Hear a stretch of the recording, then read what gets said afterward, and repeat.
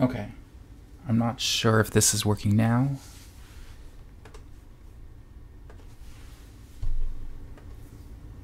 Okay, is everyone able to hear me now? I'm not sure if this is working now. There might be. Okay, good. That was... All right, sorry about that. Okay, is everyone able to hear me now? I'm not sure if this is working now. Sorry. There might be. Okay, good. That was... All right, sorry about that. Okay, is everyone able to hear me now? I'm not sure if this is working now. Sorry about that. So we'll start from the beginning. Okay, good. We have MAE 106. That's how we're able to have a test on Friday. Sure, if this you're in my section, you'll be writing it at 3:40. So we'll start from the beginning. It'll be covering. We have three assignments. 106. That's how we're able to have a test on assignment 9. You're in my section, you'll be writing it at 3:40. So we'll start from the beginning. It'll be covering. We have three. You should know the following. That's how definitions of a test on assignment 9. You're in my section, you'll be writing it at 3:40. An experiment. It'll be covering. We have three. You should know the following. That's a process in which we have observable outcomes. Those outcomes are an experiment. It'll be covering. We have three, and those collection of sample following that form process in space. Observable outcomes. Those outcomes are an experiment. It'll be covering. We have three, and those collections we have that form subset in space. Observable forms in time. Those outcomes are an experiment. And we have this, and those collections we got subset drawing in observable forms in time. Those outcomes are an experiment. And we have this, and those collections we subset drawing instead of having a certain point. Those outcomes are an experiment. And we have this, and those collections we subset drawing instead of having a certain. And with that, we can then start experimenting ideas of and those collections we have union instead of having a certain. And to say that without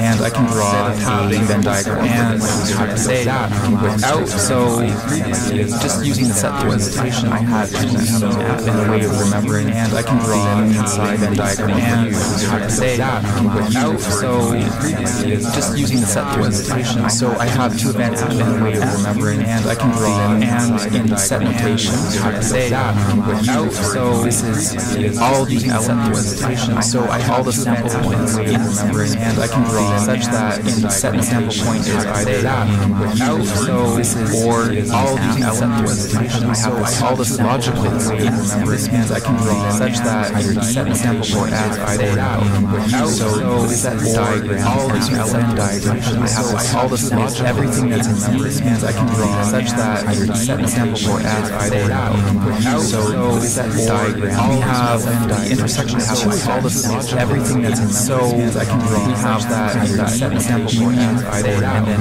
the opposite way, right? Diagram. We have the intersection of all the logic, everything that's in memory, and I can draw. We have that intersecting sample point is either, and then the opposites are diagram. We have all the intersections of all the logic, everything that's in memory, I can draw. We have that intersecting sample point, and then the opposites are diagram. That's our logical. All the intersections of all the logic, everything that's in memory, I can draw. We have that intersecting sample point, and the elements that are opposites are diagram. That's our logical.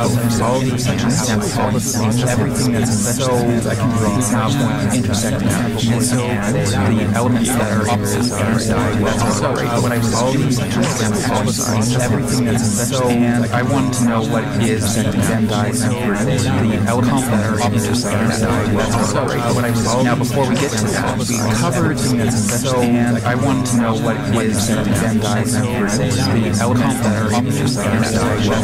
Let's do the call. Now before we get to that, we covered the complement, and I want to know what is Venn diagram for the elements that are opposites are diagram. Let's do the call. Now before we get to that, we covered the complement, and I want to know what is Venn diagram for the elements that are everything are diagram. Let's do the call. Now before we get to that, we covered the complement, and I want to know what is Venn diagram for the elements that are everything are diagram. Let's do the call. Now before we get to that, we covered the complement, and I want to know what is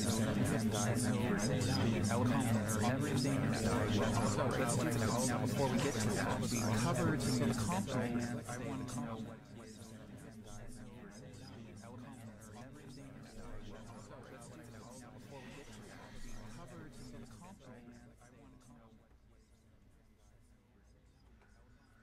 Oh, okay, that's not good.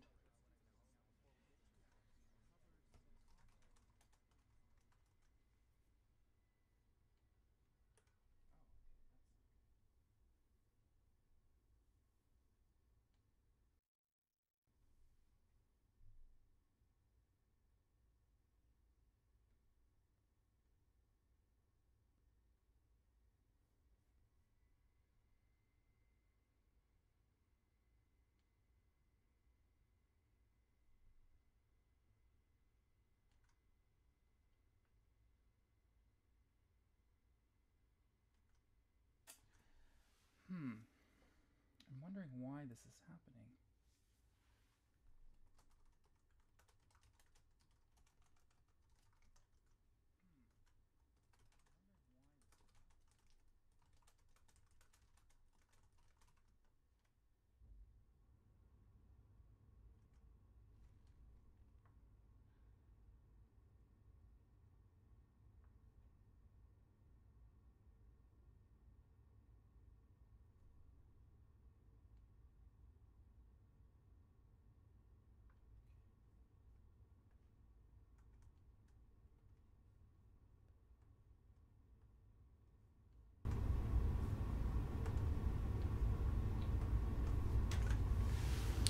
Okay, is this better? Can you hear me now?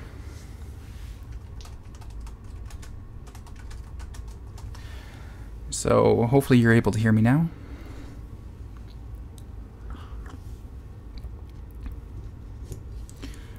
I guess I'll keep talking. Okay, perfect.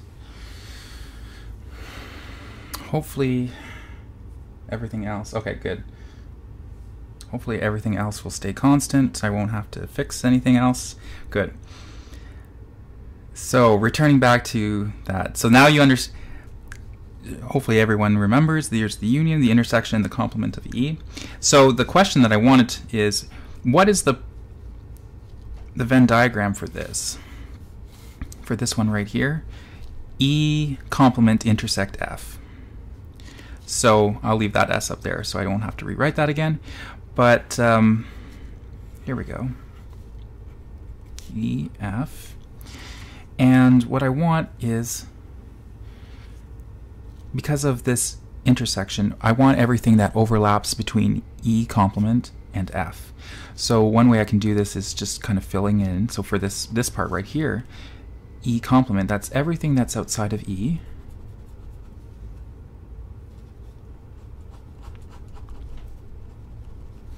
Good. And then for F, well, that's all of this in here.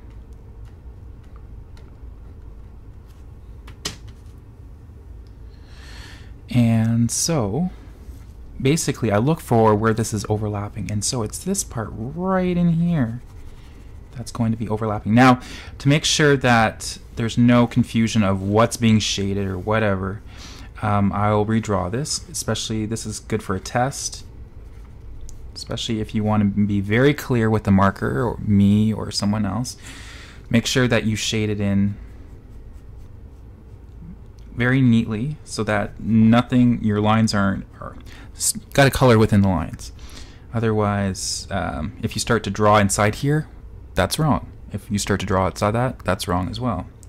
So this is E complement intersect F. Okay. So we did that part, and then the next part that I was talking about was mutually exclusive events. So mutually exclusive events is when there is, okay? Now, if I asked you what the probability is of E intersect F, which is this one right here, that's equal to 0. Okay? And the reason is probability is a number. It's not a set. It's a number that we assign to a set. So if you wrote E intersect F is equal to 0, that's wrong. It's an empty set, so that's why we put the little line through it. The probability of E intersect F is 0. Okay. So we covered, let me just go back, hopefully not touching the cable. Okay. Now we have a uniform sample space. A uniform sample space is when all of the outcomes in the sample space are equally likely to happen. So all sample points are equally likely to occur. So you could have examples. Examples like that is rolling a fair die or flipping a fair coin. Those are where, say, flipping a coin, the outcomes are heads or tails. And if it's a fair coin, that the probability of each outcome is equally likely. So I'm equally likely to get heads as I am to get tails. If I'm to roll a fair die, 1 through 6, I would be expecting that if it's a fair die, that it's equally likely to get 1 or 2 or 3 all the way up to 6. So if we are in a uniform sample space, then we can use this formula right here, which is the probability of an event E is equal to the number of sample points that are in E divided by the total number of sample points in the entire space. So for instance, let's go back. So just as a very simple example, my sample space for rolling a die is 1 through 6. The probability, let E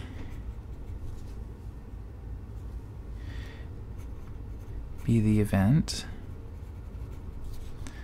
that, let's just make sure. Okay, let E be the event that you roll an even number.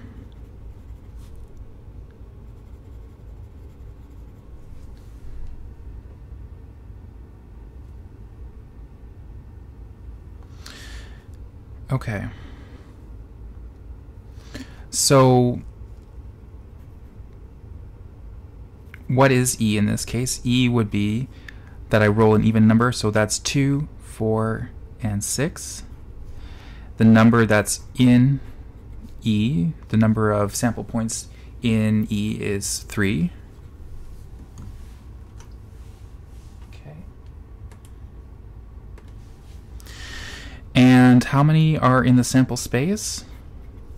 1, 2, 3, 4, 5, 6. So there's 6 in here. And since it's uniform,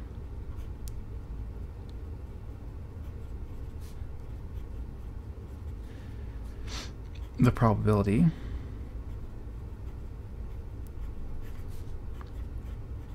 is 3 over 6, or 1/2.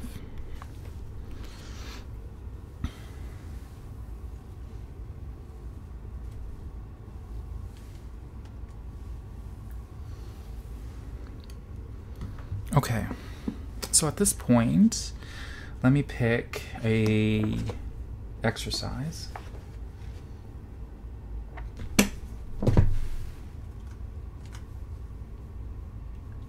Okay, let me just ask. What exercise do you want me to do?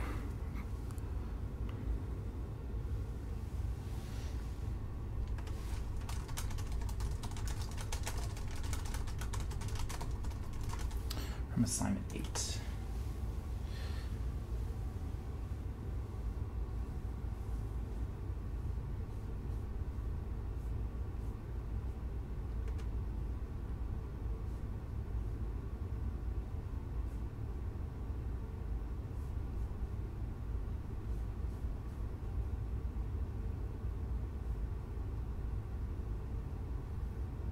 Oh shit.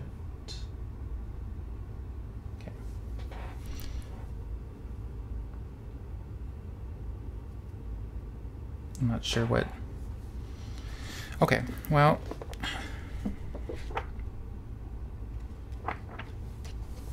I'll pick one then. Let's do 8, 3, 11. Okay.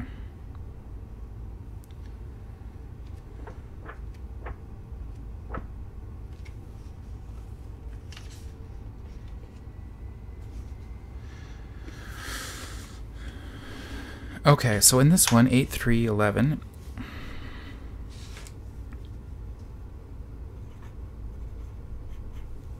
Okay.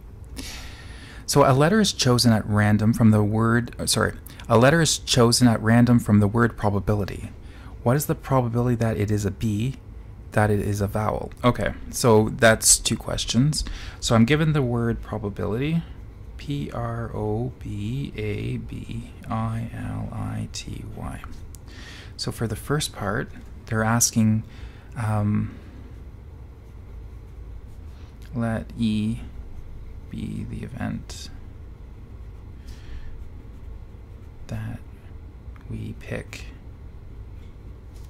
B.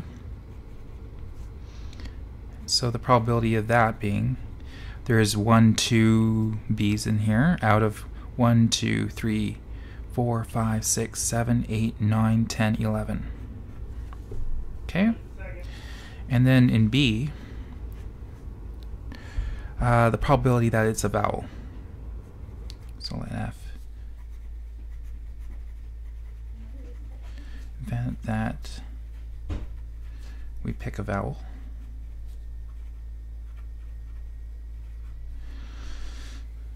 Okay, and so the vowels here is, here's an O, here's an A, here's an I, here's an I.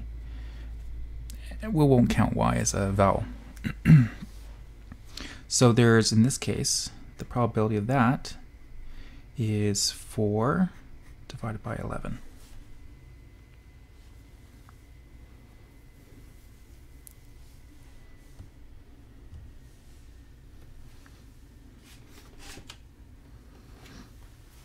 Okay.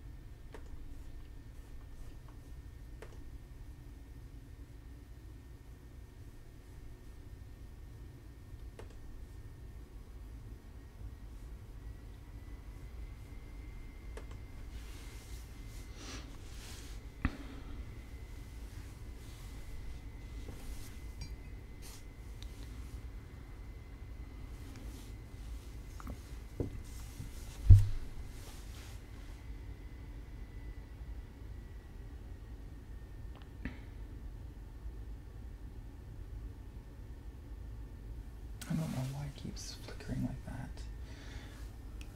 Okay. Let's do, okay.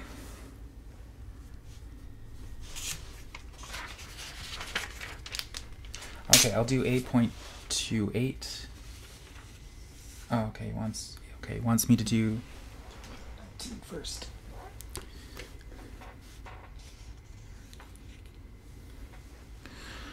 Okay, so I have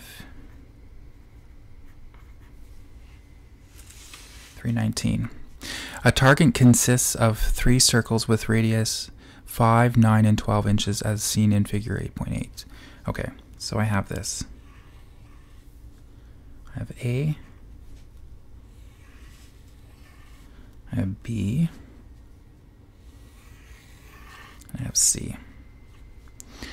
The radius in this one is 5. The radius in this one is 9. And the radius in this one is 12. If a dart lands randomly anywhere in the target, then what is the probability of it landing in A, B, or C? Okay, so let A be the event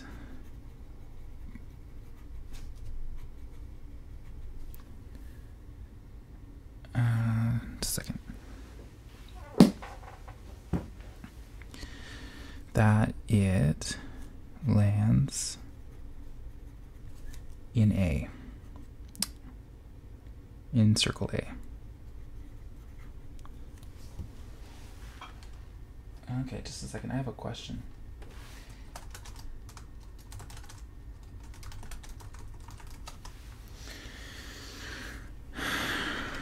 Well, are there frames dropping, but...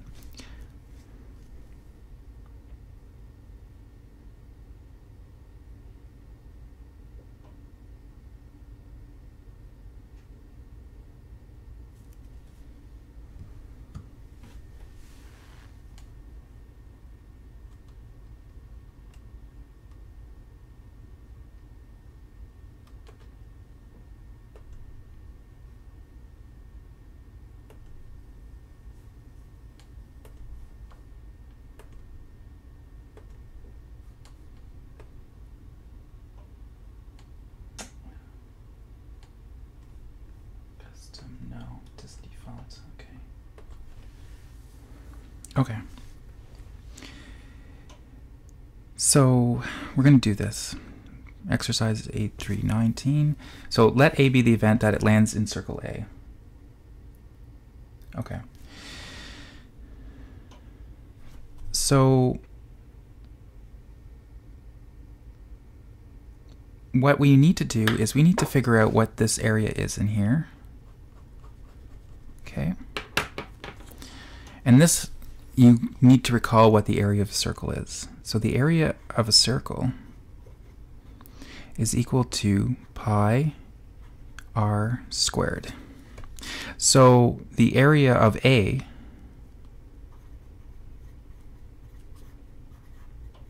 is equal to pi, and then our radius is 5 inches, so we'll do 5 squared. So the area of A is 25 pi. Okay, so that's the area in there. And this is the entire dartboard. So the area of the dartboard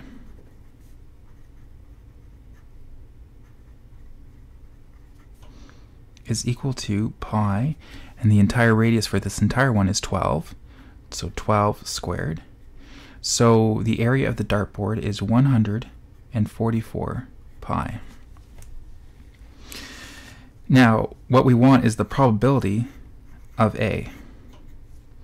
Well, it's basically the area of this in relation to the entire dartboard, which is C.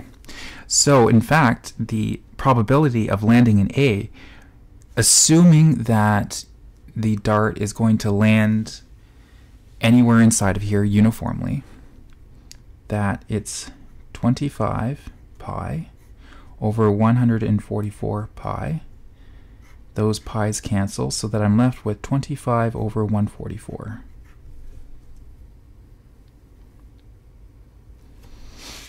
Okay. Then the next one is I need to figure out what the area of B is. So let B be the event that it lands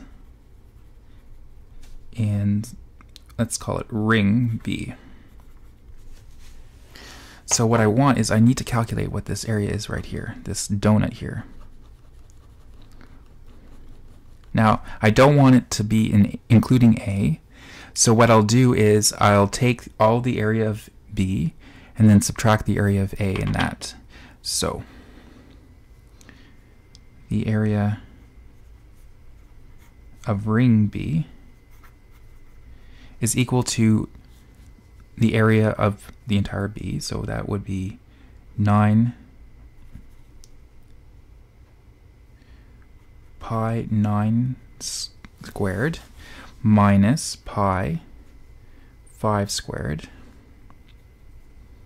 And those pi's we can just move outside, we can factor them out, so I get 81 minus 25. So 81 minus 25 gives me 56. So 56 pi. So the probability of it landing, so again, if the dart lands randomly within this whole thing, then the probability that it lands in that ring B is, this is the area of ring B, which is 56 pi, over the entire area of the dartboard, which was 144. And so we're just left with 56 over 144.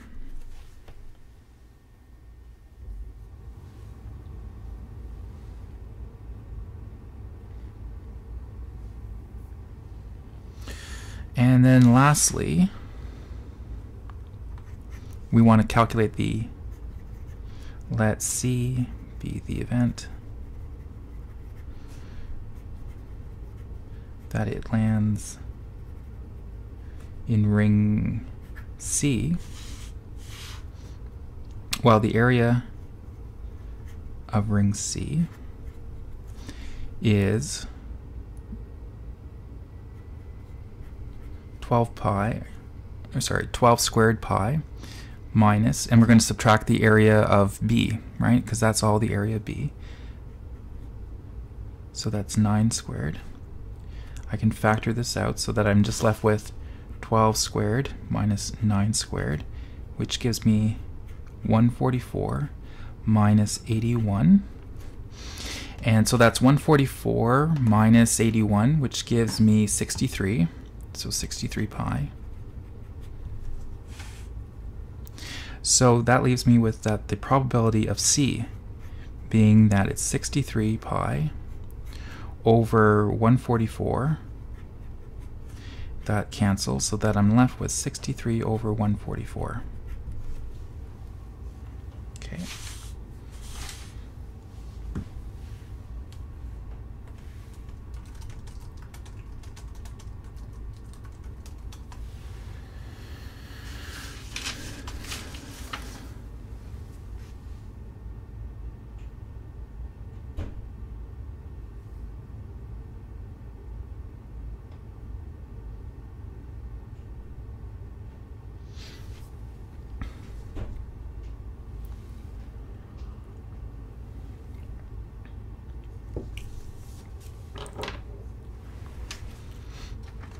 Okay, so what this was trying to do was kind of reinforce that idea of probability being thinking of it in terms of area, which we ended up using later when we were talking about the 3 axioms of probability, when I started to use that unit square, the square of length, with sides 1 and 1 on, and so that the total area was 1. Okay, so now I'll do the other one was 8, I have to look up, 828.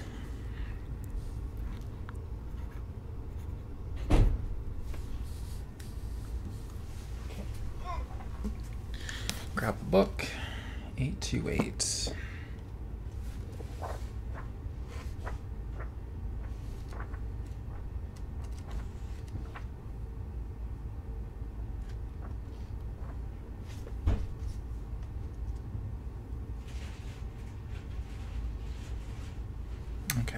Oops. Okay, so in this one, it says that I'm selecting 6 numbers from a set. Okay, so selecting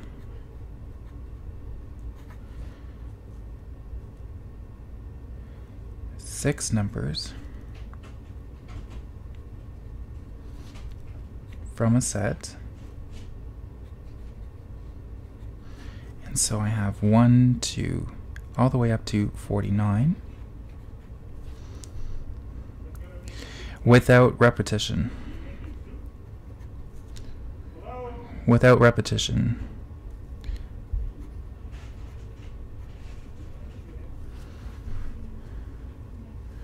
Okay.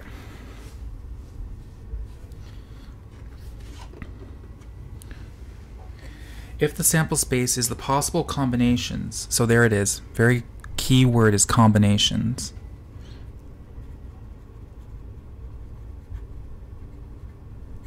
from that set, how many elements are in the sample space. So what they're saying is my sample space is going to look like something like picking 6 numbers from that set. So it could be like, here's 1, 2, 3, 4, 5, 6, and you know, here's another one, here's 2, 3, 4, 5, 6, and so on and so forth. And that can get kind of boring. Notice that it did use the word combination. So the order doesn't matter in which these are. So like if you change the order of this, like you had a 2, 1, 3, 4, 5, 6, it's the same thing. So we don't have to worry about that. So what it was asking is how many elements are in the sample space? So how many possible combinations are there from this? Well, because you're told we're talking about combinations, you have 49 numbers that you have to select from, and you're going to pick 6 of them, and the order doesn't matter. So it means that it's going to be a combination. So we have 49 numbers that we're going to pick from, and from that we're going to pick 6 of them. And that is quite a large number. I don't expect people to calculate that number on the test. It's in the realm of around 14 million. But, well, if you really want to know, 49 choose 6 is 13,983,816. So that's all that I wanted to know.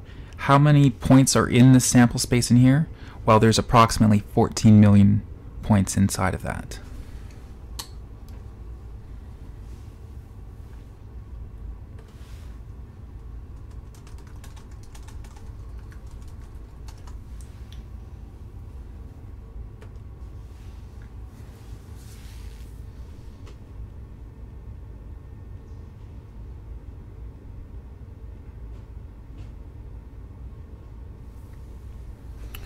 Okay.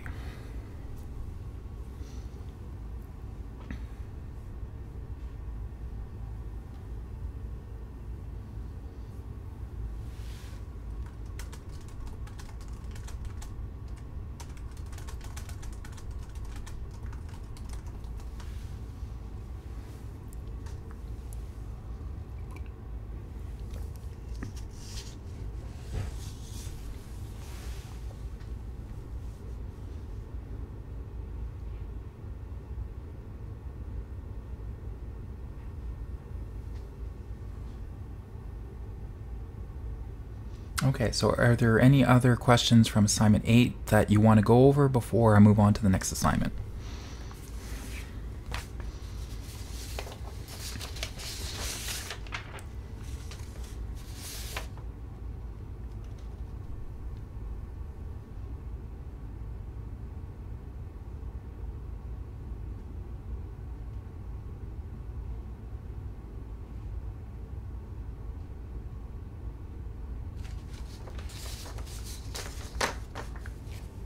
Okay, so if there is no others,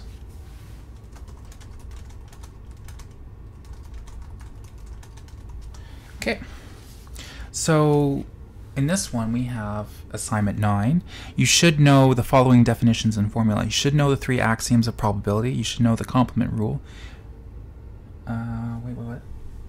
How do you actually compute 49 choose? Okay.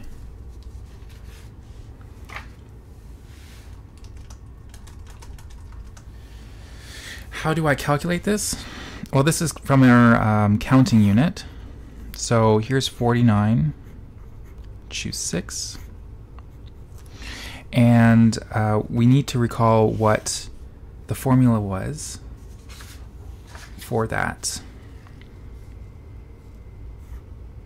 So if I have n objects and I'm going to pick r of them, the formula for this is n factorial divided by r factorial n minus r factorial.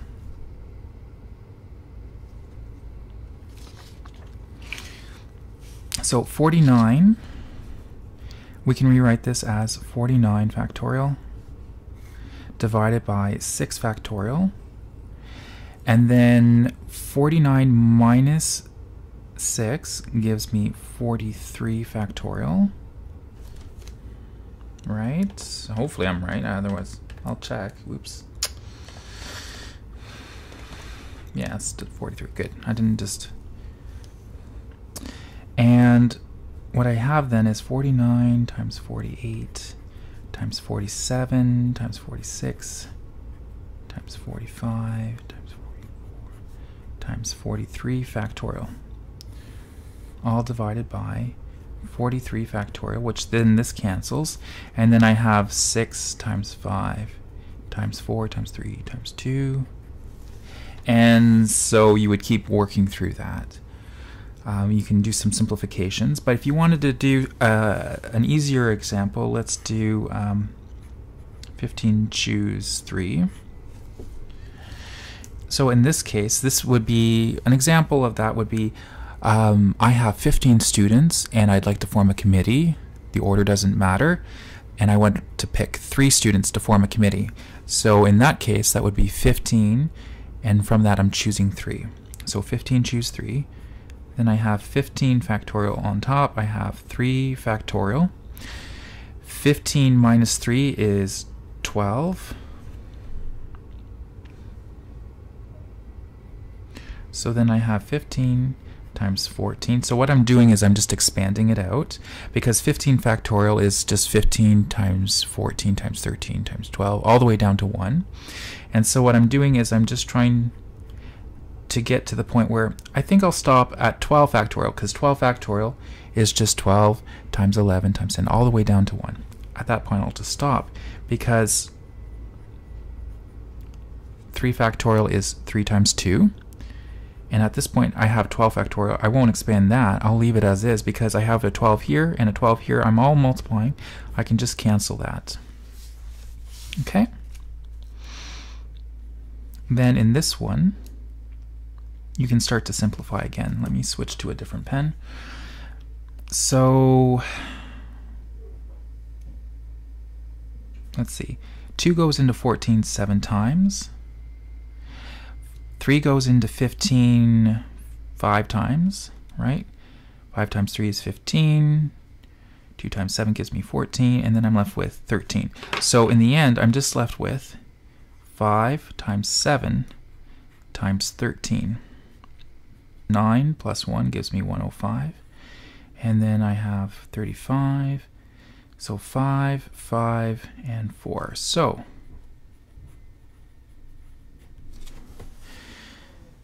there's my answer for I have 15 students. I'm going to pick 3 of them to form a committee. How many ways can I do that? It's 455 ways.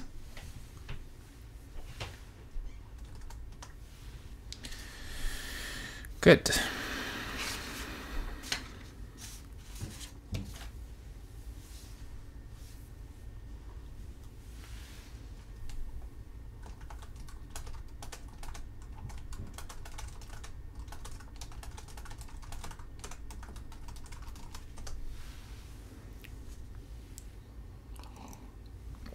Is it okay to move on to the next assignment?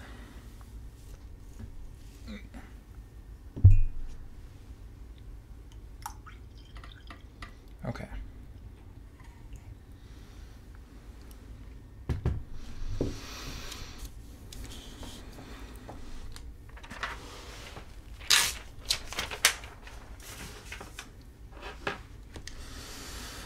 Okay, so in this one I have, I'm not sure if others have changed the assignment, but at least in my section, you should know the definitions and formula. We have the 3 axioms of probability, we have the complement rule, the addition rule, and the conditional probability. Okay, so I'll try to keep that straight on the page there. Okay, so we have the 3 axioms of probability.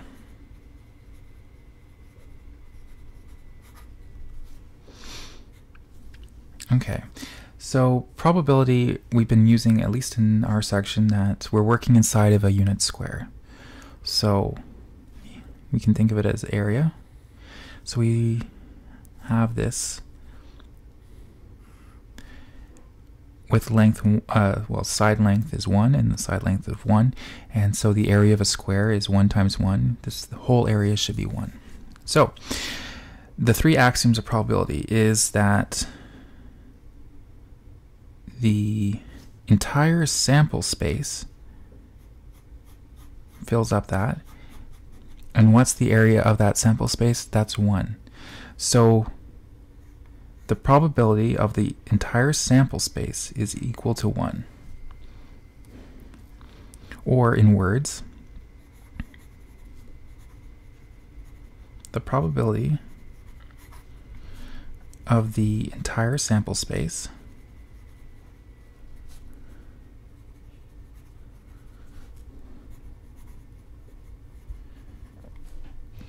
is 1.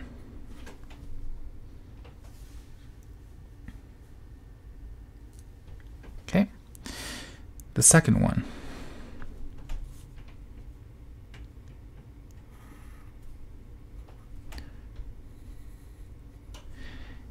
If I'm working inside this square of length 1 on all sides, if I draw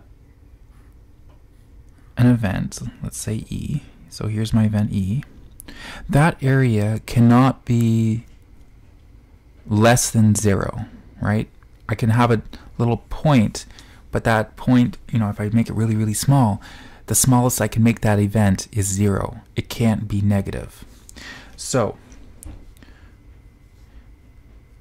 the E is an event in S, then the probability of E has to be greater than or equal to 0. Okay? So these are the 2 axioms, and from 1 and 2, this implies that the probability of E has to be greater than or equal to 0, and also has to be greater than or equal to 1. So it's bounded. It's between these 2 values. It can be between 0 and 1, and even including those values.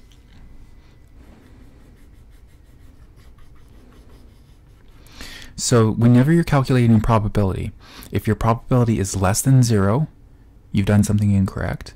If your probability is greater than 1, you've also done something incorrect, because the probability has to be between these 2 values of 0 and 1. And we go from the impossible to the certain. So if the probability is 1, we're very certain of it. If it's 0, it's not possible. And if you start to have your answers showing up out here or out here, that's wrong. The third one is a little bit more trickier.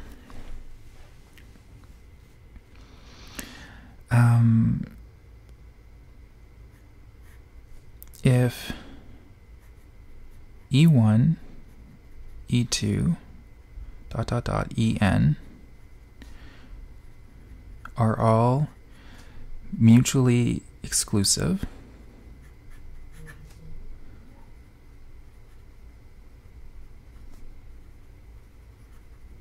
and remember what mutually exclusive means, that there's no overlap between the 2 events.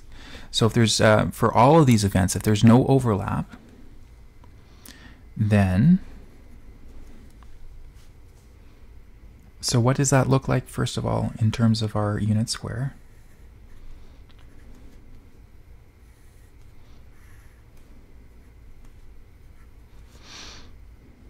Well, I can just draw it here. Here's E1, here's E2, and notice there's no overlap between them. ... all the way up to, let's say, En here.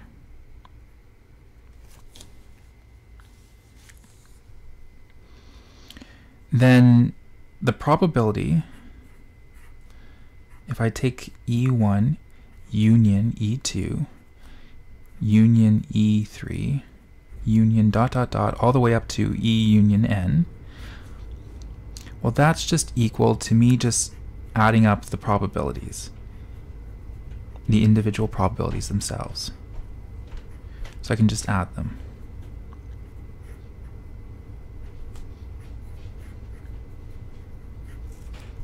Right? So the union of this entire thing would be all of this. And what it's saying is that the probability of the union of all of this is equal to just adding up the probabilities of each individual one. And because there's no overlap of them, I don't have to worry about overcounting like I did when we were talking about the principle of inclusion-exclusion. That's what we'll get into in terms for the addition rule. So these are the three axioms of probability: that the entire sample space is 1, that the probability of an event is non-negative, and from these two I bound it between 0 and 1 inclusively.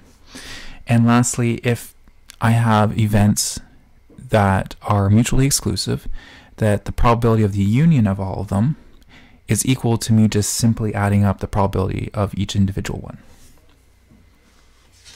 Okay.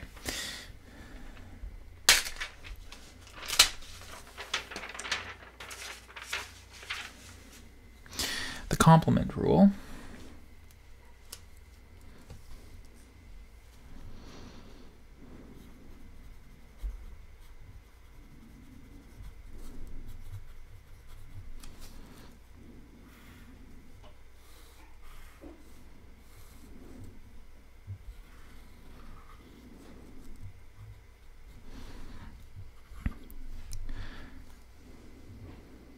What this says is, if I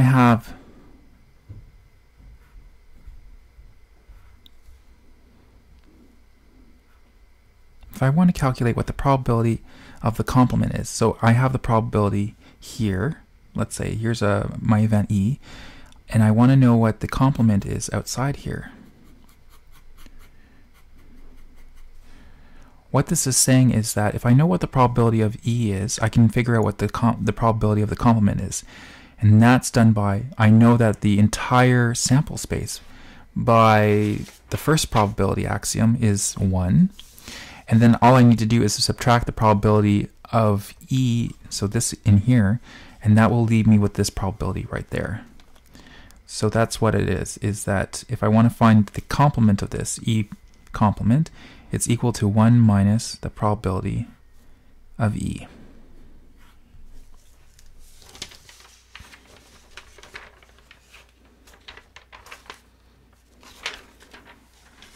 So just as a quick example, let's see. I calculated here, this is me rolling a die. There's my sample space, 1 through 6. Let E be the event that you roll an even number. It's equal to 1/2. Then I can also calculate the probability of the complement. So using our formula, we remember that the probability of the complement, E prime, or E complement, is 1 minus the probability of E. In this case, it's 1 minus, it's 1/2 right here. So that's equal to 1 minus 1/2. So that leaves me with 1/2 as well. Notice that the probabilities, 1/2 plus 1/2 gives me 1. And the reason for that is that E union E complement is equal to the entire sample space, right? So if I look at this,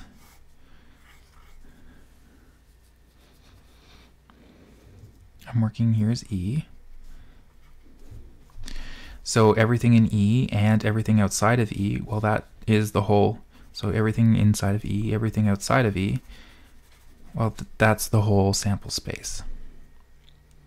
So that means that if I take the probability of this, E union E complement, that's equal to the probability of the entire sample space, which we know is equal to 1.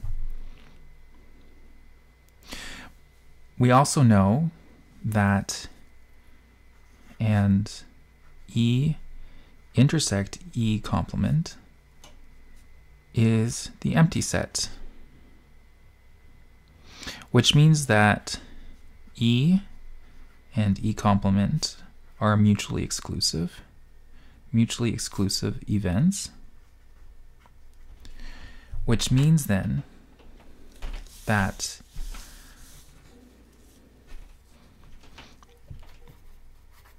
by axiom 3, the probability of E union E complement is equal to me just adding up the probabilities themselves also, and we have 1/2, 1/2, which is equal to 1, and that's also equal to the entire sample space. So that's good. What we've done is we found the complement of this. Just showing you those.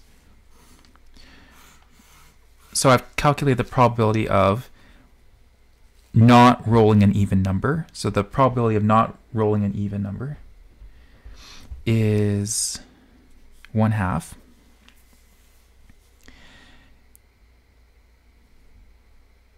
And what does E complement mean then? So it means not rolling an even number, but what does that also mean? It means then that it's, what's the probability of rolling an odd number?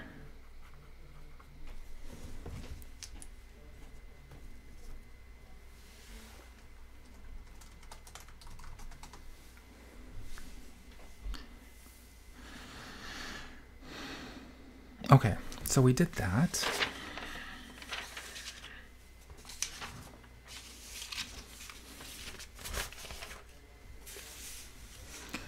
So, just looking at our assignment, we did the axioms of probability, we did the complement rule, the addition rule.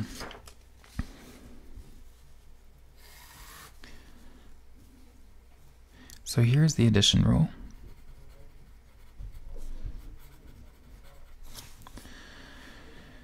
Okay, so the addition rule is kind of our probability version of the inclusion-exclusion principle.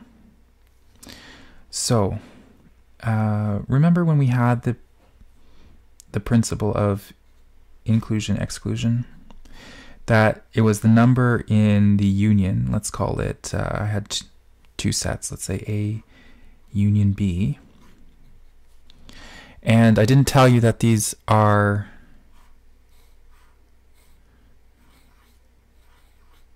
not mutually exclusive. So that means then I need to count all the elements that are in A, right? So I count all the elements that are in A here. Then I count all the elements in B. So here's all the elements in B. But you notice I've double counted now. I have this area here that is got the blue and the red both on top of it. So I subtract this. And that was our principle of inclusion-exclusion.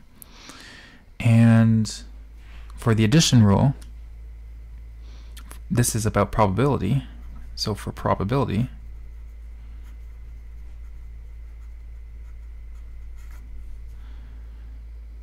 I just replace the number of elements in the set with just P. So here's the probability of A union B is equal to the probability of being in A plus the probability of being in B minus the probability of being both in A and B.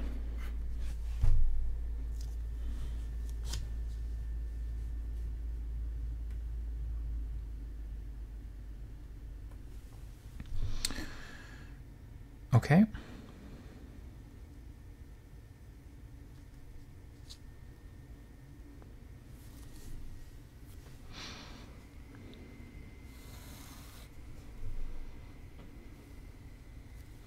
So let's see if I have an example there. 8.5, maybe let's go have a look.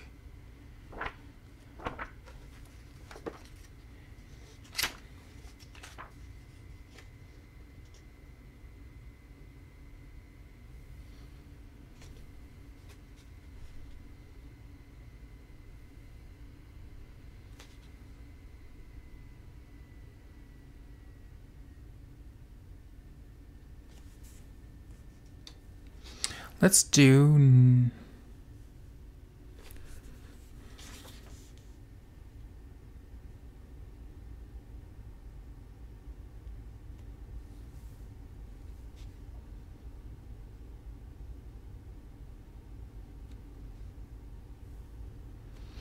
Okay, so let's do exercise 8.7. Oops, sorry.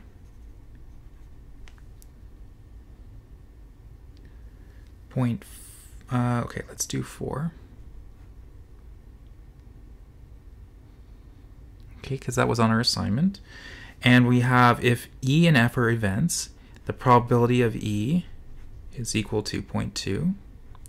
The probability of F is 0.5. The probability of E union F is equal to 0.7. And from those, I need to calculate the probability of E intersect F, the probability of the complement, and the probability of E union F complement. Okay.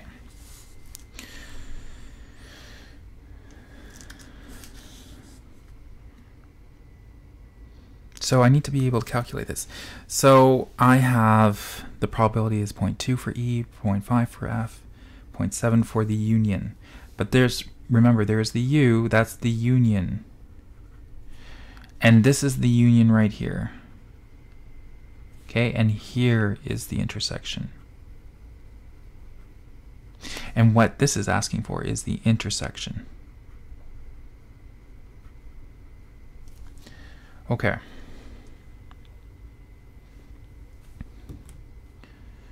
So in terms of this, what I'll do is I'll rewrite this over here. The probability of E union F is equal to the probability of A plus the probability of B minus the probability of A intersect B. Sorry, I was copying straight from the top here. The probability of E union F is equal to the probability of E plus the probability of F minus the probability of E intersect F. So I can substitute those values back in. So I get 0.7 is equal to 0.2 plus 0.5 minus, and then I don't know what this is. Okay? I can just do some algebra. I can move this over to the left-hand side. That becomes positive. I can bring this over to the right-hand side. This becomes negative. So that I'm just left with the probability of E intersect F is equal to 0.2 plus 0.5 minus 0.7. So that gives me 0.2 plus 0.5. That's 0.7 minus 0.7. So that's equal to 0.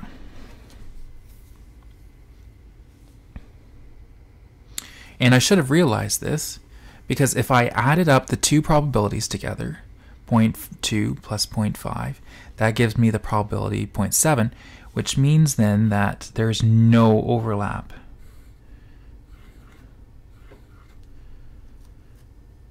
Because here's 0.2 for E, and here's F, and that's 0.5. So if I add up the two probabilities together, that gives me the union of it. And so it's 0.7 as well. So that's done. This is the complement, so I need to do 1 minus the probability of E. So that's 1 minus 0.2, which gives me 0.8. And similarly below, I have a complement as well. So I have 1 minus the probability of E union F. And I know what that is. That's 0.7. So that leaves me with 0.3.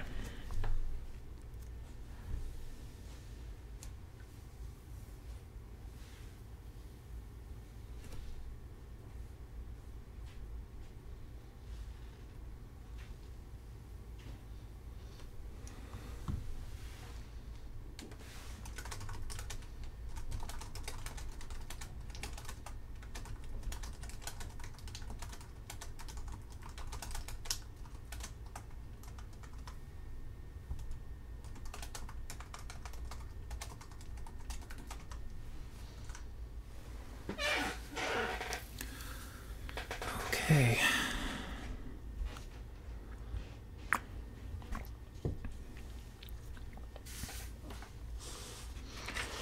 So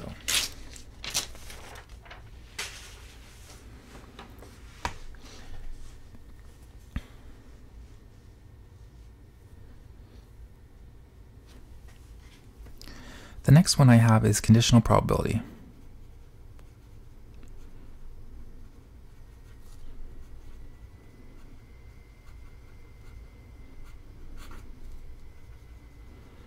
When I introduced this in class, I was talking about how information can change what the probability is. So for instance, if I told you that I wanted you to roll a die, and I asked you what's the probability of it rolling a 4, right? So here's the probability of rolling a 4. Okay, well inside of that, there's only 1 out of 6 outcomes that I roll a 4. But let me tell you instead, let's say that I rolled the die, I didn't get to see it, but somebody tells me that it's an even number. Well, this changes the probability because I know it's an even number that shows on the die, which means then that I know it can't be 1, 3, or 6, or sorry, 1, 3, or 5. So it means those outcomes aren't possible, which means then I have just 2, 4, and 6 that are the possible outcomes for that. So the probability of rolling a die, rolling a 4, and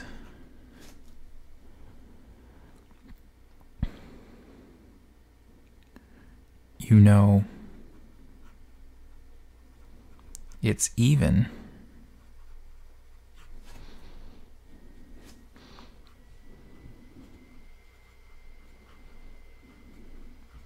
sure, this is the one that we want, but now that you know it's even, I know it can't be this one, or this one, or this one. So I have 1 over 2. This is one option. This is the second option. Here's a, oops, I crossed out the wrong one. This should be a 6 here. So 1, 2, 3. 3 are left. So when you're given more information, your probability is going to change. And in this case, the probability of me rolling a 4 is 1/6. But as soon as somebody tells me that I know for sure that the die is even landed on it, then my probabilities change. It changes so that it actually increases my odds that it's a 4. That's 1/3. Also, how about if we consider the fact that if I said rolling a 4, and you know it's odd. Okay, well here is 1, 2, 3, 4, 5, 6. I know it's odd. So it can't be 2, can't be 4, or can't be a 6. And then you also ask me what's the rolling a 4. Well, there's 0 out of these 3 outcomes that I can roll a 4. So yeah, the probabilities can change as soon as you tell me more information about what happened. So yes, without knowing anything further, it's 1/6. If you tell me it's even, the die rolls, and the probability of rolling a 4, it's 1/3. But if you tell me what's the probability of rolling 4, and I'm also going to tell you the die landed on odd, well, there's 0 possibilities for that. So it's 0. So your probabilities can change depending on what information that you have. And so notice that I didn't just write the probability of rolling a 4 and probability of rolling 4, and I just kind of left out that information. I needed to include that information. That information that I include changed my probability. So we get into something called conditional probability. There's a condition on it that helps change what our probability should be. So I have the probability, the conditional probability formula. So in this case, I have an event E. So what this says is, this is the probability of E. This is given that, and in here, this is that F occurred. Okay, so this is asking me, sure, what's the probability of E given that F has occurred? Or also in terms of this, our example that we have here, what's the probability of rolling a 4 given that we know it's even? Or how about the other case, what's the probability of rolling a 4 given that it's odd? So what ends up happening is not, when we work in the denominator, the probability isn't going to be the original sample space that we were working with. We're working inside of a sample space now. So this was the entire sample space. And I tell you, I want to calculate what the probability of E is. And you go, okay, yes, this is the probability of E. And there it is. That's that area in there. And then I say, oh, okay, but I know that F has occurred.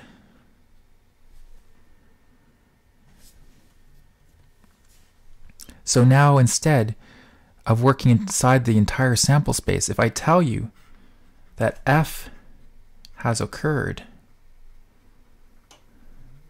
you're no longer working inside this entire sample space anymore. Now we're just looking at F. We're working inside of F. So this becomes kind of like our new sample space. So here it is, the probability of F. So we're looking at this one. And we want to know what's the probability of E occurring. Well, we're working inside this space, and this is the only part of E that's affecting or that's intersecting with F. This is where we know F has happened. Outside of F doesn't happen. So we can kind of ignore this part here. So just ignore that part, because it's not happening, because we know for sure that F has happened. So the only area that is of interest and for us is this one right here.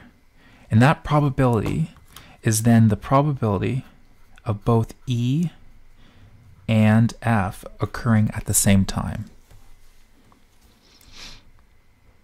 And that's conditional probability. So once you tell me I'm working in this original sample space here,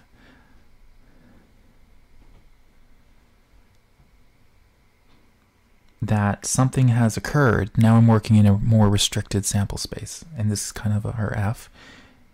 And you ask me what's the probability of E occurring?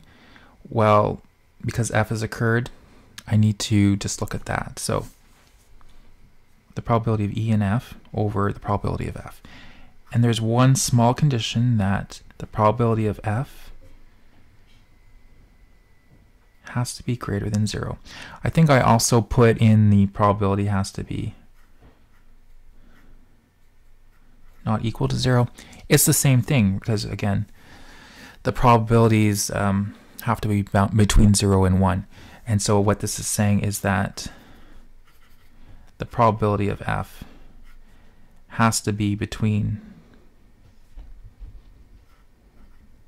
the kind of semi-open interval from 0 to 1.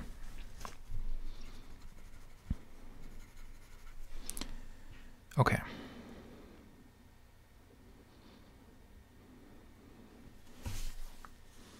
So can I use this formula to evaluate, let's say this one, rolling a 4 and you know it's even?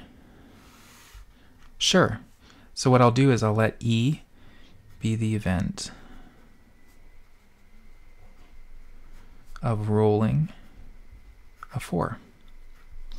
And I'll let F be the event that it is that it is even. Okay. So the probability of E given F is equal to the probability of E and F divided by the probability of F. And the probability of where F, the probability of rolling a 4 and it being even, well, those outcomes is 2, 4, and 6. So that is 3 over 6. And the probability that it's even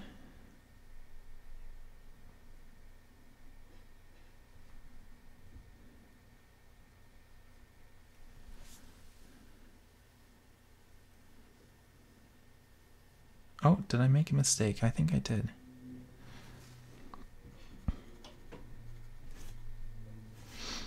Sorry. The probability of E and F occurring at the same time. So that has to be that it's both that it's a 4 and it's even. Well, there's only one case where that happens. That's only where it's a 4. So that probability is 1/6. And in the bottom part, what are the numbers in which that they're even? There's 2, 4, and 6. So there's 3 outcomes out of the 6 that are even. So I have 1/6 over 3/6, which is equal to 1/6. And since I'm dividing by a fraction, I multiply by the reciprocal. So I get 6 over 3. Those 6's cancel, and I'm left with 1/3, which again is back to the original thinking or intuition of what it should be.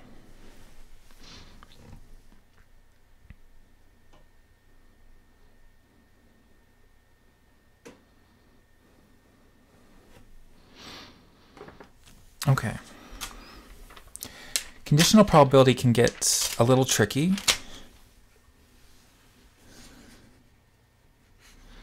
Because conditional probability also brings in the aspect of Bayes' theorem.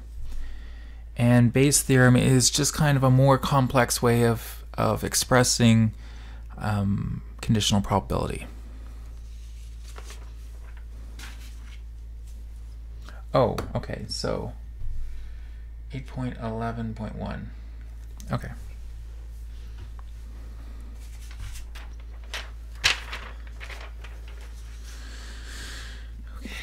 Let's see, 8.11.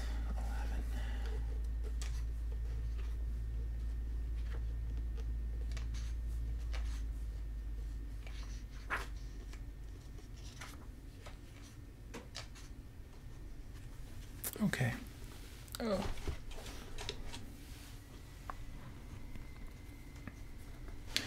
Perfect. Here's Bayes' theorem.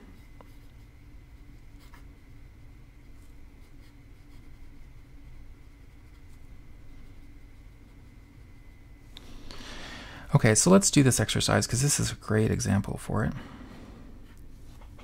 So what I have in here is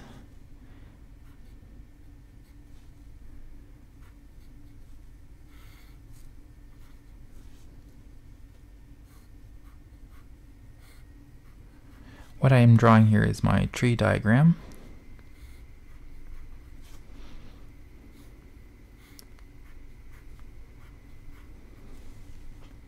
Oh, and he wants B. Okay.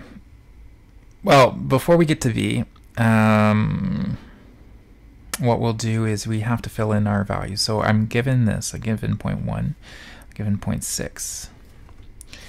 Now, the probabilities on these branches have to sum up to give me 1. So in this case, I have 0.1, 0.6. Well, in this one, so 0.6 plus 0.1 is 0.7. That means that this branch has to be 0.3.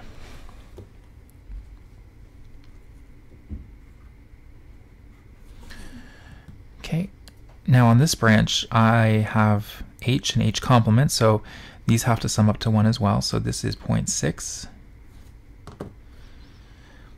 On this one I have 0.2, which means then that the complement should be 0.8. And I have 0.3 here, which means then that this should be 0.7.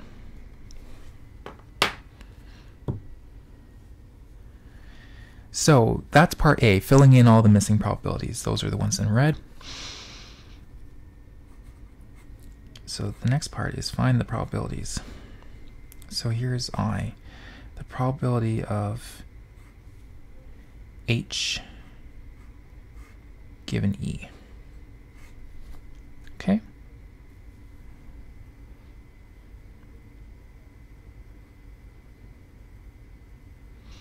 So you have to remember what each of these are doing along here. So let's switch to a different pen here. So what this is saying is this is the probability of E right here.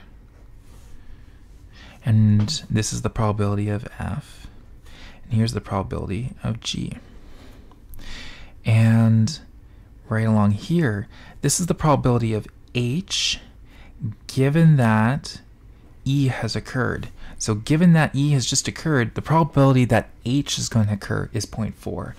And down here, this is the probability of H complement given that E has occurred. Okay, so simply right here, all you have to do is read off from the probability tree, and that's 0.4. So for I, this is asking what's the probability of H given F has occurred. Well, that's right here. This is this probability right here, so that's 0.2. So the goal of this exercise was, can you read or understand what those probabilities are for each of those branches? Okay, so the probability of H happening given that F occurred, given that G has occurred, and this is H prime.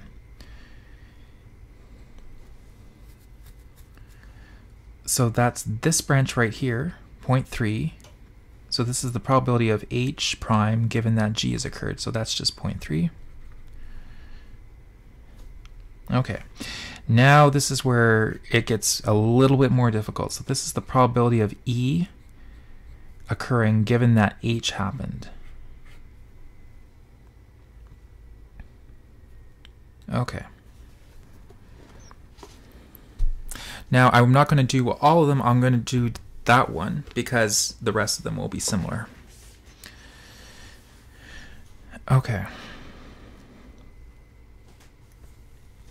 Now, we need to recall that when you multiply these two probabilities together, what that gives you is the probability of E and the probability of H. Okay? And so that is the probability of E multiplied by the probability of H given E. And so on and so forth. So I have the probability here, which is the probability of E and H. It's the probability of F and H. Here's the probability of F and H prime, or H complement.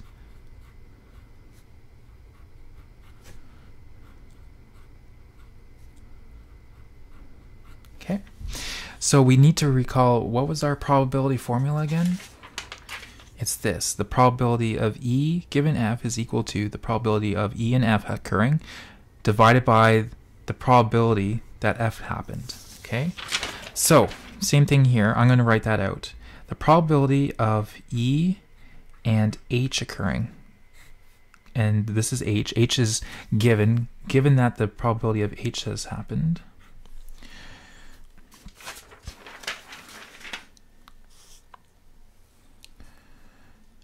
Okay. Well, I have this one right here. I'm going to use a different color pen, I guess. Yellow's not going to show up. It's hot pink. So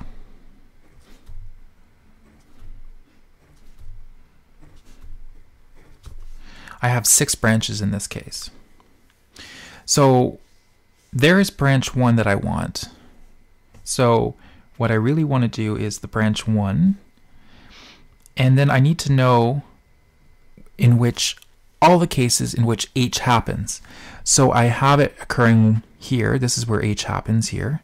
So given that H happens, this is case 1 where I want. Here's another case. I have 3. Okay, so in the denominator, it's all the possibilities where H has occurred. So there's 1 case, that's branch 1. I also have case 3, where that has occurred. And I also have the case 5.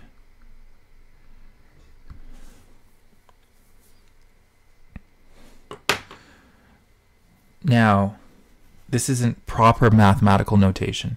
This is for you to help recall how to do this. So be very careful when you're writing something for your professor that this looks like garbage to them. This is just simply for you to help you remember.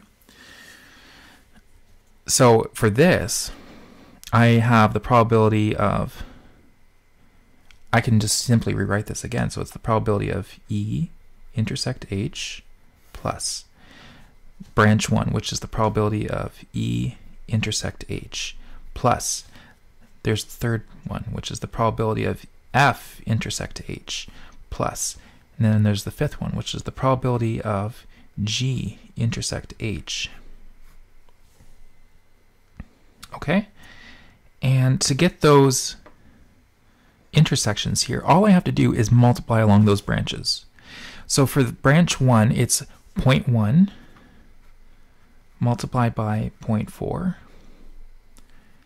Okay, and that's all divided by, so here it is, I have 0.1 times 0.4 plus, and I have branch 3 here, so that's 0.6 times 0.2 plus, and then I have branch 5, which is 0.3, so right along this branch here, 0.3 times 0.7,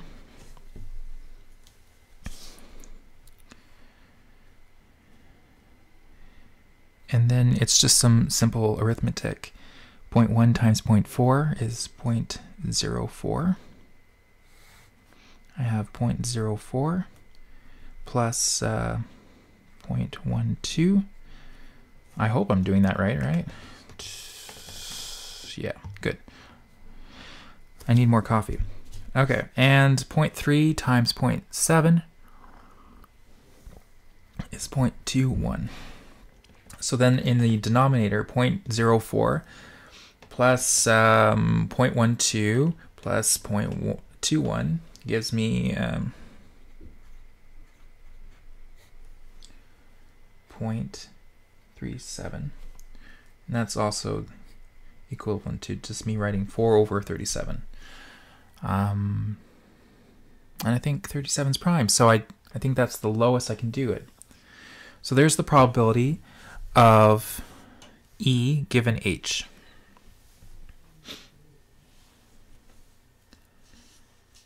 So what's kind of fascinating about this is, sure, there's no problem involved in this at this point, but what we're trying to get you to do is we're going to have a probability tree.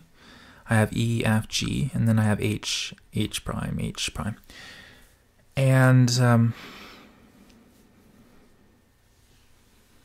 what you can do is, we're always looking at, in terms of medicine, what we usually have is we have a disease and it will cause a symptom. Now we see a sign or a symptom, and this is the disease. But not only can this one disease cause it, but I have a second or a third. And we want to know what, given that we've seen this symptom, we want to go backwards. We want to figure out what disease is causing this. Same thing happens here. H could be a symptom. So we have a symptom, and in this case we don't have a symptom. So what's the probability that H, given that I've seen H, what's the probability that that symptom is causing disease E in this case? So we're trying to go backwards. we don't know for sure. So in this case, if there's an H here, let's say that they have a fever or something like that. There's a fever, and this is where they don't have a fever. What's the probability that disease E is causing this fever? Well, in this case, we could just say, well, here's the probability of having disease E, given that I have an H or a fever, and I can calculate that, and it works out that, you know, in this case, it'd be like 4 in 37 probability of having that disease E, given that I have seen the symptom H like a fever.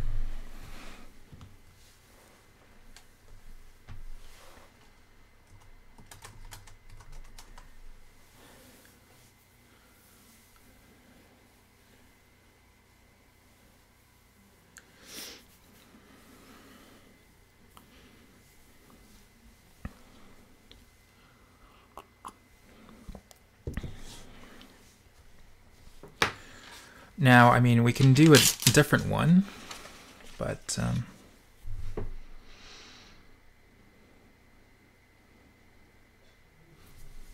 yeah, we could try a different one. Let's try, just to round this off, just to know that, I mean, this is just 1 over, you know, that's one possibility, but here's another one.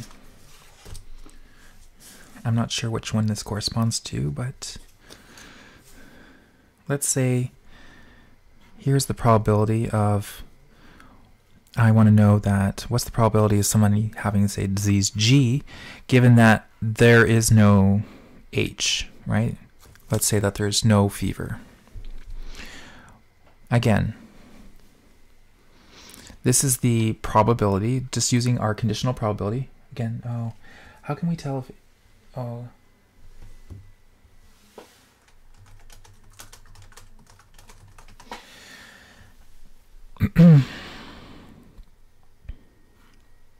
just using our conditional probability, we have this,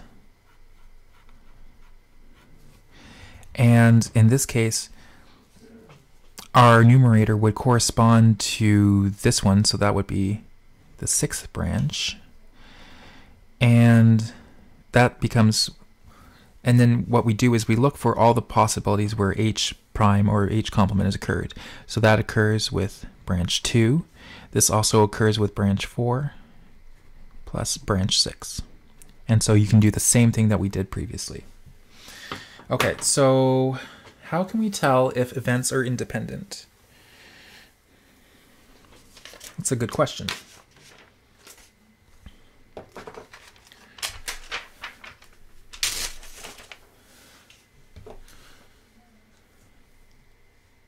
Okay. So this was my question, one that I received.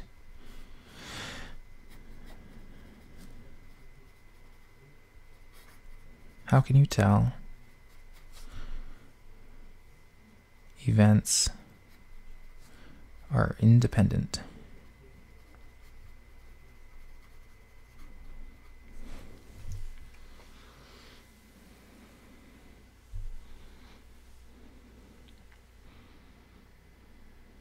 Okay, so there's a little bit of logic involved in this. We have kind of like that test of independence. So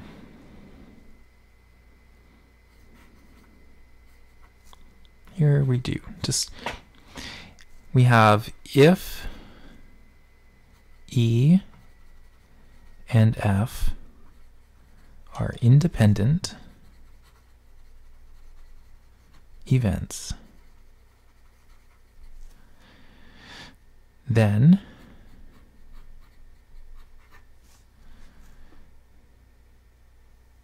E, the probability of E multiplied by the probability of F will give you the probability of the intersection.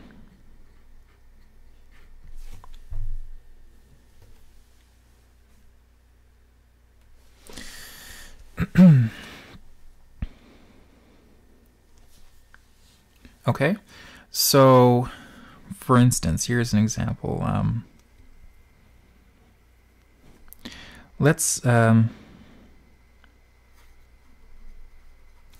the probability E is equal to 0.2, the probability of F is equal to 0.6, and I also tell you the probability is equal to 0.16.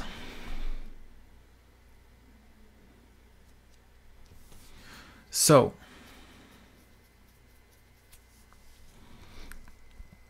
to check for this, the probability of E multiplied by the probability of F is equal to 0.2 times 0.6.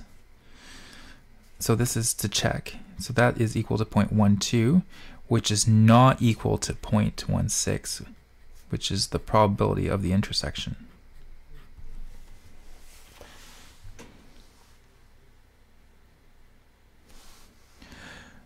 So from this we can conclude that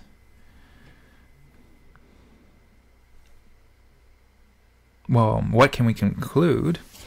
Because you're only told this. This part is what we were told for our... If E are independent, then we can do that. But in this case, we have something where, well, I don't know what to do now. So we have a logical equivalence, right? We have if E and F are independent events, then we have this. But we don't have this true. So what I need is to figure out what the equivalent way of writing this is. So here's just as a reminder, right, from our first logic, this is the contrapositive, which we also know is logically equivalent, which means that I can also rewrite this to being that if, so in this case I take this part and I negate it. So if the probability of E multiplied by the probability of F is not equal to the probability of E intersect F, then E and F are not independent. So there's the equivalent way of writing it. Okay, so given that test, if E and F are independent, then you can calculate like this. If the alternative way of writing this is if the probabilities of E and F are not equal to the intersection, then E and F are not independent. So I've done this, and it's not equal to the intersection. So therefore, E and F are not independent.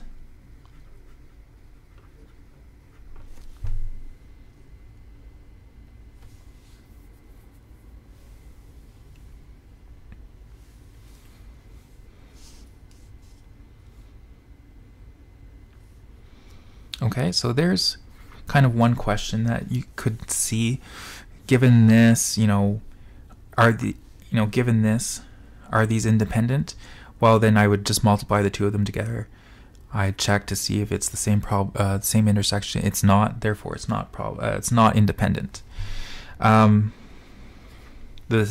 second thing that could happen is given that, so in this one is given that is E and F independent?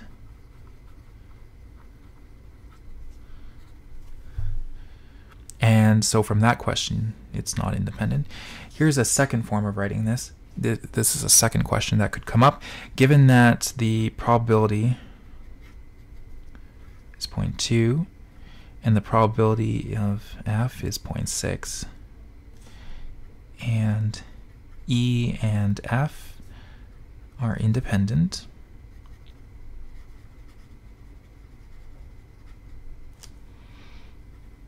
what is the probability of E intersect F? Well, in this case, you're told they're independent. So that means immediately that the probability has to be the probability of E multiplied by the probability of F.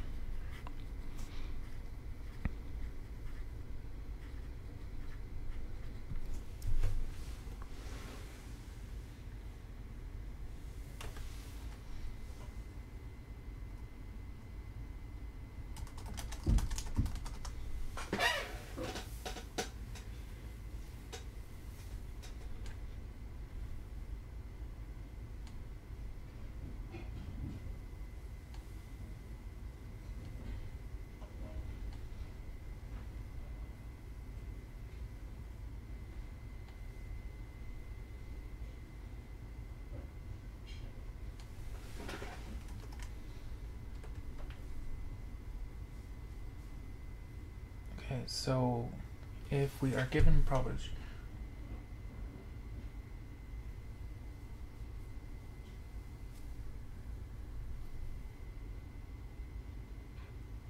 Okay, so the question I have is, so if we are given a probability tree, should we assume that all events are independent if we are not given values of the intersections?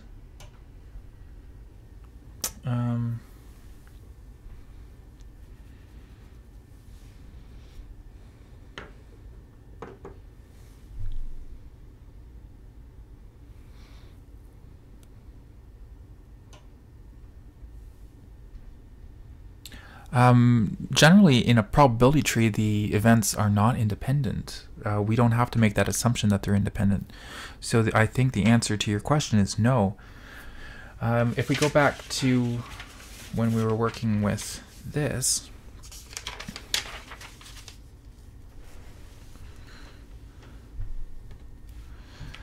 this is the probability that E occurs, and right here is the conditional probability. So I have the conditional probability, which is 0.4, and this is depending on the value of E in this case. So no, in general, if these were independent, what you would see, if H was independent, say from this, what was previously happening, what you would see is that the probabilities would be the exact same on each of these branches. So if they're independent, meaning that E doesn't really affect what happens in H, then what you would see is that this would be 0.4 and 0.6. And since F doesn't affect what's going to happen in H, this should also be like, say, 0.4 and 0.6. And same thing with G. If G happens and H is independent, then G doesn't affect what's happening in H. So again, those values could be the same thing, 0.4 and 0.6. When we're talking about a tree diagram, here's an example. We had two examples. The first one was saying I pick a heart, and on the second one, this would be not picking a heart. Let's say the probability of this occurring is 13 out of 52, and the probability of not picking a heart is the complement, and that's isn't that 39 over 52? I hope so. Right? Yeah. So on this one, if I wanted to pick a heart again,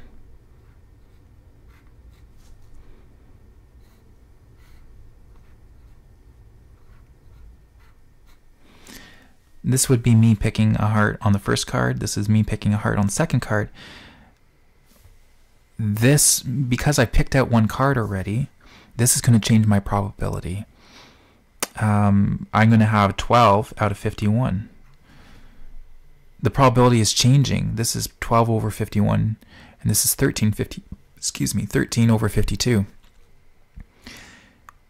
The probability has changed. If it was independent, the probability here wouldn't change.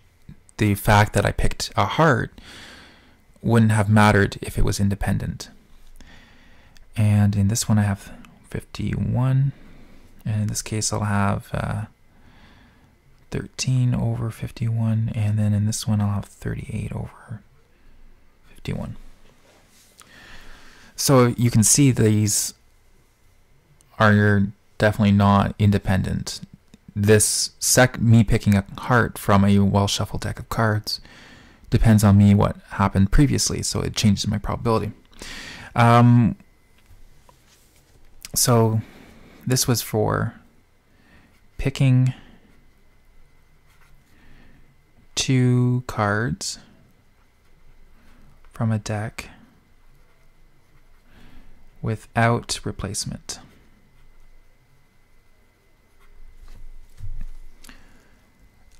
If they are independent, then it doesn't really matter what happened previously. So for instance, we did one with the telephone call. We said that we had, let's do something a little easier.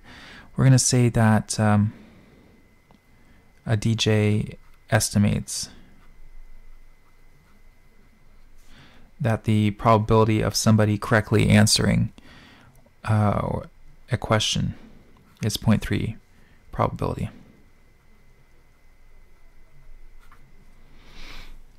Okay, and we want to know if we say that they're independent,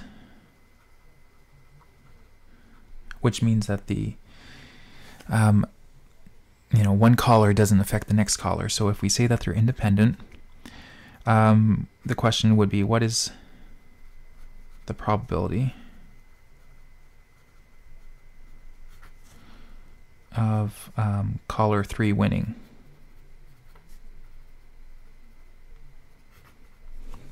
Well, in this case, I have, let's say, caller 1. And caller 1 either wins or loses. And what we're saying is that the probability of caller 1 winning is 0.3, and the probability of caller 1 losing is 0.7. Here's caller 2. And if they're independent, right, if caller 1 wins, then that's over. But if caller 1 loses, then on the next one, caller 2 still has the same probability. The probability didn't change because we said it was independent. And so we're still left with 0.7. And then last but not least, we have caller 3, and they get it right or they get it wrong, and that's 0.7. And here's 0.3. So what we were after was, what's the probability that caller 3 wins?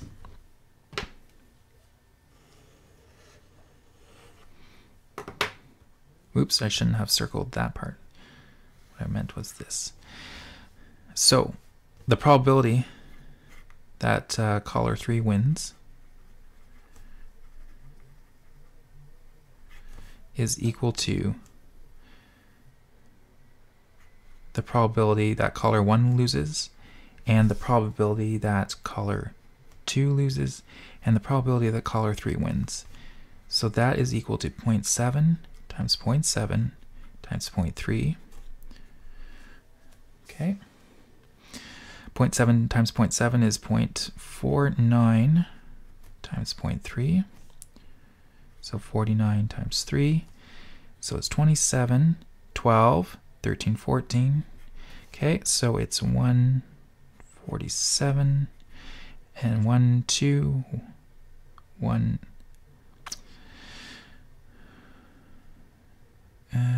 Oops. There we go. Let me write that better. 0.0147.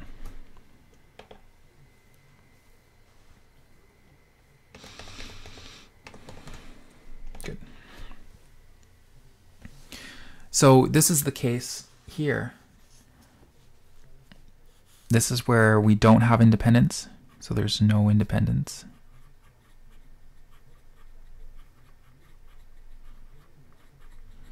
And in this case, we do have independence.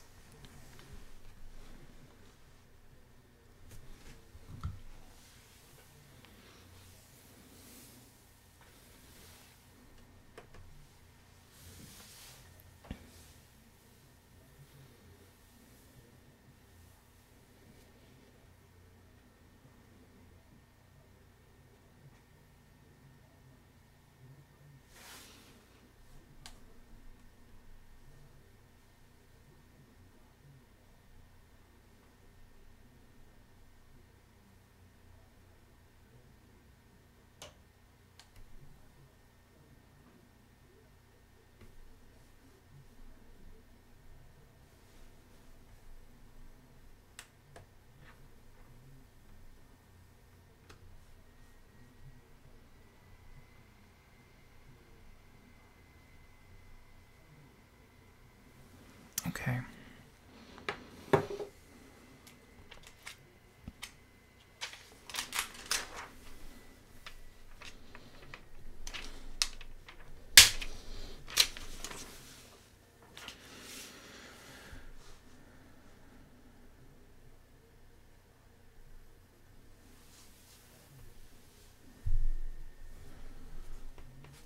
else did we have in here? So yeah, we got to cover some of the...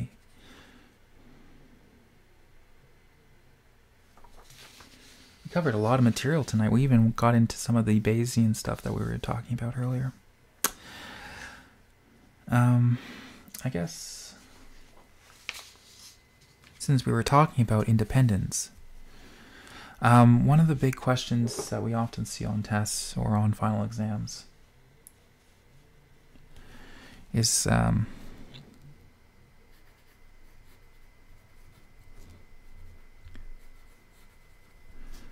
what is the difference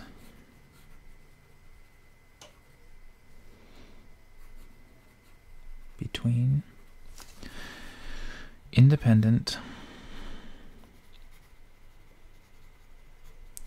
and mutually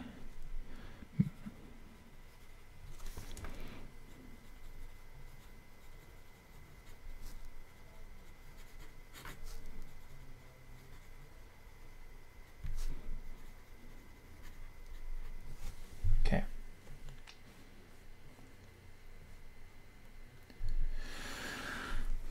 Now, in my class, I explained it using that probability square again. Again, there's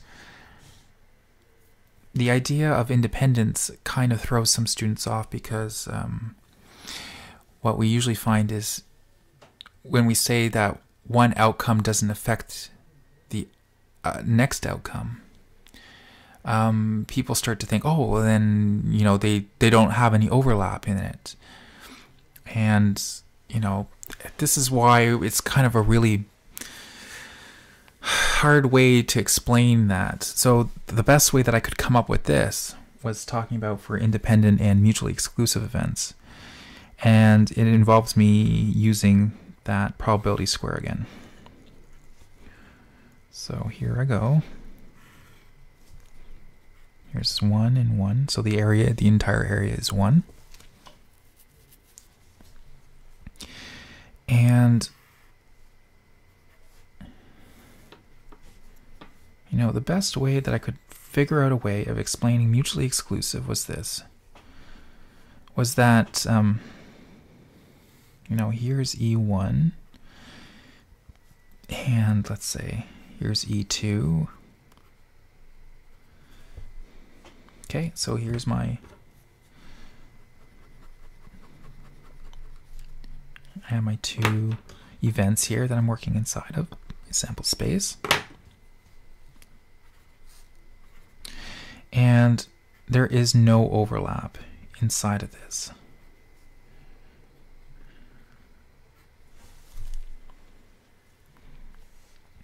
This is a mutually exclusive.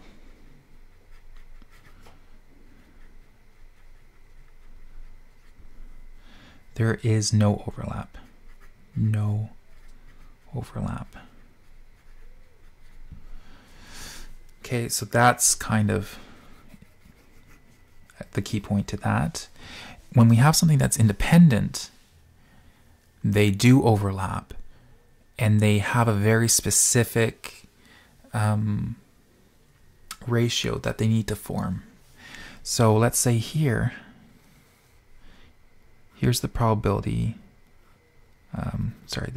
here's E, and in here, I'm going to call this F, so this is all of F.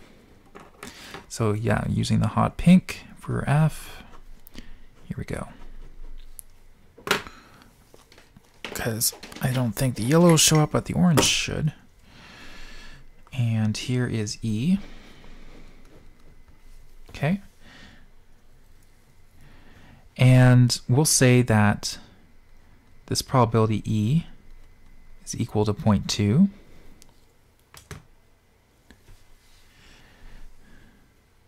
Okay, and in fact, I'll put that right here.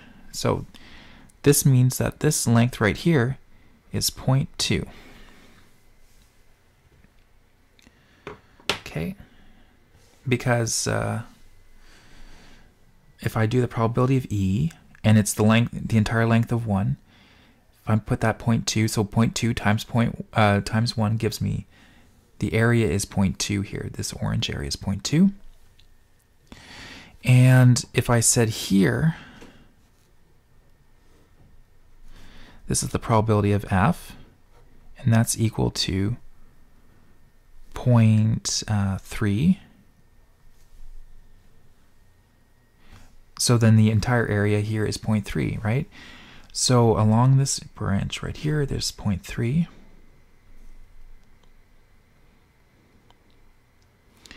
And in this crosshatch section here,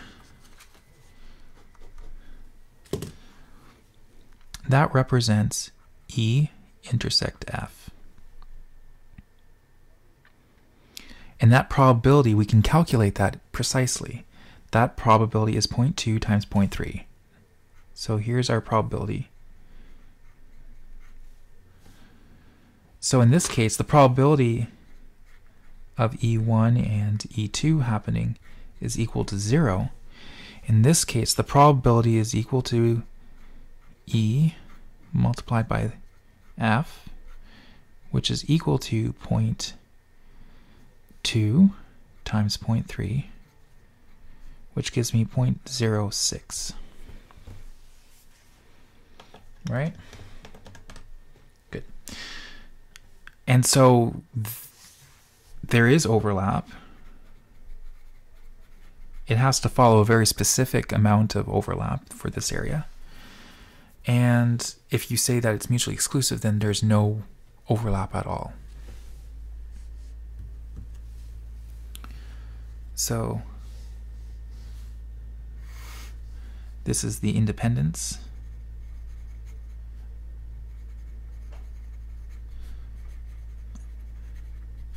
And here's the mutually exclusive.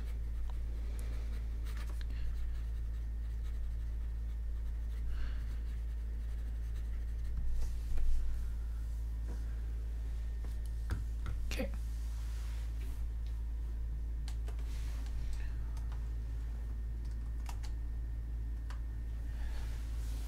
Okay, thank you all who tuned in tonight for the MAE 106 tutorial for the test 3 on Friday. I'm glad my voice held out for this while I was able to explain this. Hopefully when we do this tomorrow night on Thursday from 7 p.m. to 9 p.m. We won't have as many glitches in here as hopefully we've worked out all the bugs. I hope that this has helped you prepare for your test on Friday. If you have more questions, you can either email me at my rmc.ca email address. I'll probably be in my office tomorrow, so if you have a quick question, you can drop by, and we'll have again 7 p.m. to 9 p.m. to have some questions. Keep studying. If you have more questions, also still tonight, the Math Center is still open till 10 p.m. So there's other people there that are wanting to help as well. Give me feedback. Also email me if this was useful or not. And hopefully I'll see you tomorrow. Thank you and have a good night.